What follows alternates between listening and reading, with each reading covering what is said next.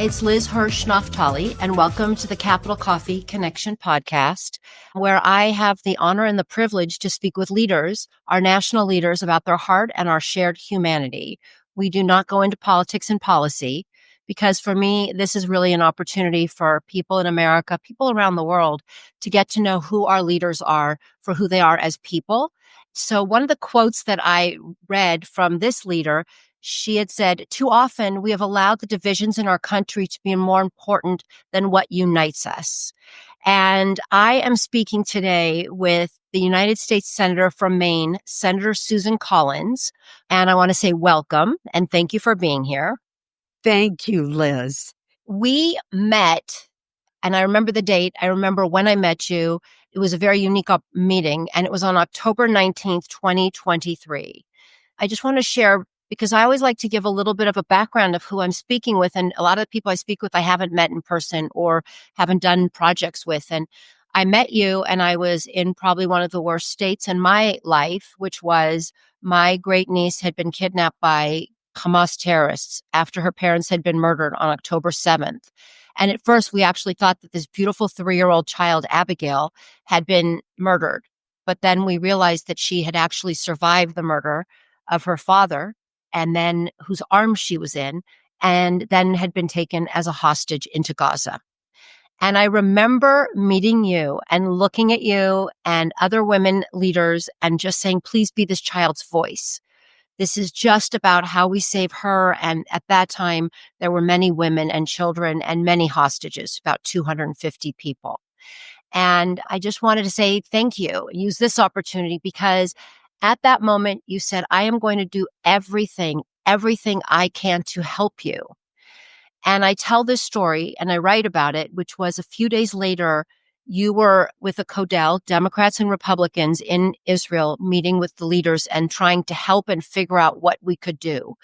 And my daughter, Noah, who lives in Israel, came to you and wanted to introduce herself and bring you a picture of Abigail. And you instead pulled out from your purse and said, I have Abigail's photo.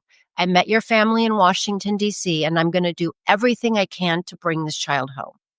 And then you, a few hours later, told the world you showed what this child looked like, and you shared who she was.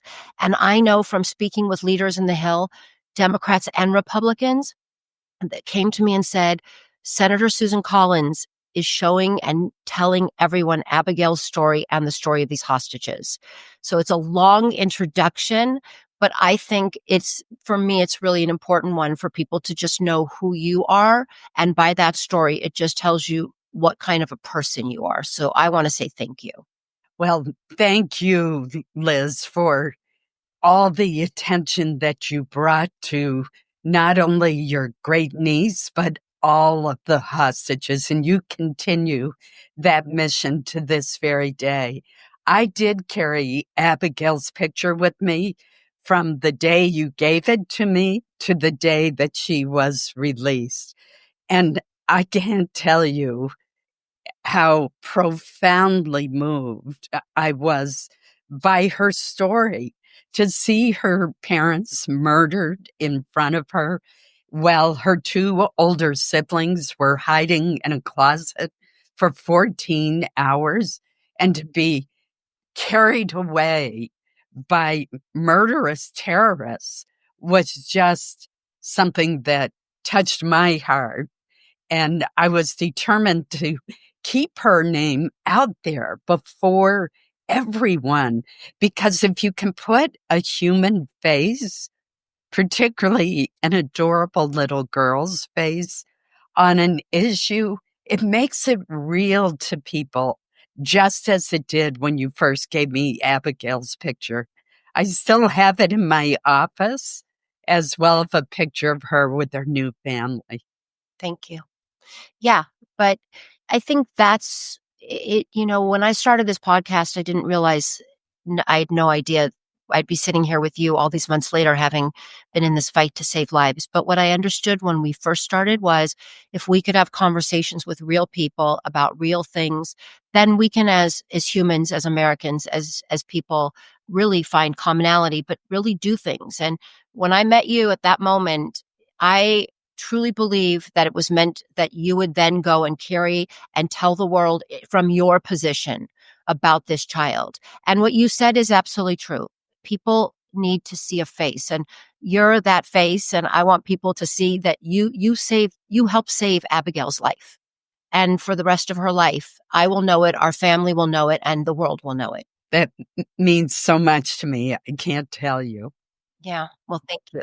Now I'm gonna switch us to you as a child, because one of the things I really think is so important is like who our leaders are, who you were when you were a little girl growing up in Caribou, That's right. and your family and your parents. And I know your father was also in politics. Your mother was a teacher. Can you talk a little bit about what it was like to be a little kid and grow up and and what your family life was like? Absolutely. First of all, I did grow up in Caribou, Maine, which is way in the north. It's very close to the Canadian border. And my family has what is now a sixth generation family owned business, a retail lumber business that my two younger brothers and one of my nieces and one of my nephews run now. They have 5 stores in northern Maine, and the business was founded in 1844. So my ties to Caribou and to the state of Maine run very deep. My mother, by contrast, was from New York State, and she went to college at the University of Maine, which is where she met my father, and lived the rest of her life in Caribou. Both of them were very active in their community and in their state. They both believed really strongly in community service. I remember my mother once telling me when I came home from school that if you just stayed on the sidelines and complained, you had no right to complain, that you had to get involved. Both she and my father served as mayor of Caribou at different times. And my mother was chair of the school board when I was a senior at Caribou High School. So she actually signed my diploma. My father served in the state senate, and my mother was one of the first women to chair, if not the first woman, to chair the University of Maine System Board of Trustees. So both of them were very active. And I always said about my mother that no matter what kind of board she was appointed to or elected to, she always ended up running it. And that is really true. I love And that. I'm one of 6 children. I should probably point that out as well. Wow. And where are you in the order of six children? I'm the third child, and I honestly believe being the middle child trained me in some ways to work out disputes and to try to be the go-between. The other childhood experience I want to share with your listeners is the area I grew up in was known for growing potatoes and the forest products industry. And I picked potatoes as a young child. Back when I was growing up, we went back to school in mid-August, went to school for 3 weeks, and then recessed for 3 weeks so that the community could come together Wow. all across Aroostook County and help the farmers get the crop in before it became too cold and the crop would freeze in the ground. And if you think about that, first of all, I got to tell you, it teaches you what hard work is. It was backbreaking work. But what it really teaches you is how important it is for a community to work together. Yeah, and you kind of cut me off. I have one of my questions that I don't have to say now is, what was your first job? I also love that it's, people who are watching, they kind of look, and I know you made a comment saying like people could not have believed that I came from Caribou and I'm now a US senator. I read about that, and it makes so much sense, but I also think people look at it and they're like, oh, she's a US senator. She may not understand my plight or what I've gone through. But when you also have done a job that is getting dirty, getting your hands physically, not metaphorically, I think that you can relate to a lot of people. And it's a beautiful story. It's a beautiful story of community, but it also shows that like part of life for you has always been to be able to stop doing what you're doing, fix something, take care of something, and then continue on, which I think is the sign of leadership. Well, I think it is too, because one of the other lessons that my mother taught me when I was picking potatoes is she said, and I was only 10 years old at the time, and she said, "You're making a commitment to the farmer and you cannot quit. No matter how hard it is, you cannot quit." And I have literally worked since age 10. I Yeah. picked potatoes, I babysat, and then when I got a little bit older, I read the story hour at the local library. When I got a little bit older, I worked at Caribou Public Library. So I have always worked, and I believe in the dignity of work. I Yeah. learned a lot from those experiences. It was a great experience. Okay, talk about great experiences. So I have a little preview into this last weekend. You had a great experience back in not in Caribou, but with your Caribou High School team. And I understood there was a lot of winning and you were really excited. And could you talk about it? Because I also understood you played some basketball back in the day. And now your women, girls and boys teams both won. What was this like? I love basketball, and I can't tell you how exciting it was to watch both of these games, but particularly the girls' game, which was decided by 1 point.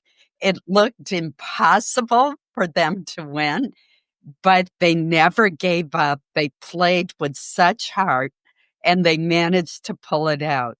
The boys' game was less exciting, but equally satisfying to have them win by 16 points. So Caribou, for the first time in history, went home with two gold balls, as we call it, two championships. So very exciting to be there. And the girls' team gave me a piece of the winning net. They must have been so happy to have their senator, this woman, this leader. It was so much fun. I often hope that I am a role model for girls who are growing up, particularly in smaller communities in Maine. I've made a point of visiting more than 200 schools, and I love the idea that I might be able to inspire a young girl or a young boy to realize that they can do it.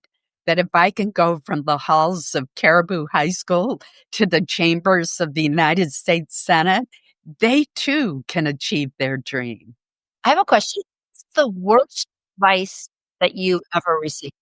That's that's a hard one. I tend to dwell on the Okay, good advice best that I've advice you've ever received. the best advice, and I know it sounds cliched, but is to not give up. I ran for governor back in 1994, and I won an 8-way Republican primary only to lose in the general election. And at the end of that race, I was flat broke. Actually had lent the last of my savings to meet the payroll of the campaign. I was uninsured and I had no job. And I was about to have to do the humiliation of asking my parents for a loan in order to be able to pay my mortgage, literally. Yeah. And when I got offered a great job at Hudson University in Bangor, Maine, and I took the job, and fortunately, they hired me instantly, and it was wonderful to be back on a payroll again and be insured. But then just a year later, Bill Cohen, for whom I had worked for many years in the Senate, decided he wasn't going to run again and called up and shared that news with me. And people all over the state started calling me and encouraging me to run. And I'll never forget one woman saying to me that she hoped I would run because I'd been such a gracious loser in 1994. So it was a hard decision to once again give up a job and be without income. And and I'm so glad that I realized that you have to take risks in life in order to achieve your goal. And I think people become unhappy later in life if they look back and say, "Oh, Right. if only I believed in myself, if only I had the will to try again." And I didn't want to be like that. So I did decide to run, and 96, I was able to celebrate on election I night. love that one. And I also saw that you like to dance. So, when we were celebrating and you're dancing, that's who Susan Collins is. Well, I've seen a little bit of that video just recently. I don't think I'm gonna get the dance award. We also know you for having a sense of humor, so and laughing at yourself. So I think it's all healthy. Well, that's important. People who take themselves too seriously, I think, tend to not be good listeners. And boy, we need people who will listen to one another and realize that they might not have all the answers. It's possible that your opponent's actually right about something. And I think that's something we've sort of lost in Washington that I hope that we can I regain. agree. Amen. So rapid questions. What is your favorite sound? A piano playing. I took years of piano lessons, so I love hearing a piano. Good. Beautiful. And favorite color? Blue, although red is more associated with me because that's my campaign color. Favorite scent or smell? Probably, I know everybody would say a flower, but I love the smell of a stew on top of a stove that's been cooking for hours. I like to cook. I love that. What is your favorite thing to cook, by the way? Blueberry muffins, without a doubt, with wild Maine blueberries. And I make great blueberry muffins because it's my mother's recipe. And they have to actually have a beautiful scent when they're cooking They too. So, do. I should have probably chosen that. yeah, yeah. But as long as it's food, it's all good. Who is your biggest cheerleader? Probably my brothers and the ones, particularly the brothers that live in Maine. All three of my brothers live in Maine, but two of them still live in our hometown of Caribou. Favorite, and those are the two that run the lumber mill. Yes. Yeah. What is your favorite dessert? Is it the muffins? No, it's probably tiramisu. I love tiramisu. And the other thing is a melt in your mouth blueberry cake, a very old recipe from an old Maine cookbook. And I love making that. And it's very light and delicious. Sounds amazing. And so when the weekends, when you're back in Maine, you find time to cook, it's just your sort of happy time? I try to, particularly if I'm leaving my husband for the week, which is often the case, usually the case. I try to leave him with homemade muffins to get him through the week. It's one way to compensate. That's very sweet, no pun intended. Very nice. And in Maine, there's a lot of outdoor sports. Are you still active and are you still doing hiking and things that are in the outdoors? Because you have a beautiful state. I certainly do. I used to be an avid cross country skier. I love cross country skiing. It's so beautiful out in the woods and through the trails. But now, ever since breaking an ankle a few years ago, I really can't do it. In the summertime, however, I love kayaking. And we have a little cottage on a lake in Maine, And we go out, my husband and I go out together in a kayak, and we usually put our black lab in with us. And it's such fun. She loves the water and she loves going kayaking with us. So to me, that is so peaceful. It's so beautiful. And I love when the lake is glassy calm and to be out there kayaking. Wow, it's a beautiful picture you've just described. So thank you. What is your black lab's name, by the way? Pepper, and she just turned 7. And if I do say so, she's the sweetest dog in the world. I'm sure she is very sweet. You have a lot of sweet things, and I'm sure your husband is sweet. So it sounds beautiful. Thank you. It is. Okay, but so when you do go home, do you have one household chore that is, besides cooking, that is your job? Well, we usually split things like dishes and the laundry and that sort of thing. But I'm definitely the cook. There's no doubt about that. That's something that is exclusively my province. I got it. I got it. He can heat things up, I am assuming. Right, exactly. Good. Or microwave. Yeah, exactly. Exactly. And we may have already touched on it, but as we're sort of getting towards the end, I would love to, if you could just talk about what is Susan Collins' superpower? I think my superpower is getting groups of people together and to agree. And I've convened groups over and over throughout my Senate career of Democrats and Republicans. And we frequently meet in the evening. If it starts getting really rough, I'll bring in food and wine. That always helps. And, but seriously, I do think it's bringing people together. And I have a lot of legislative accomplishments as a result of that. I couldn't have done it on my own.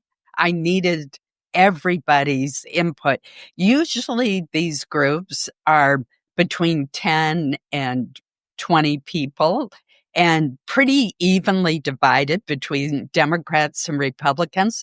We worked together on a major infrastructure bill, for example.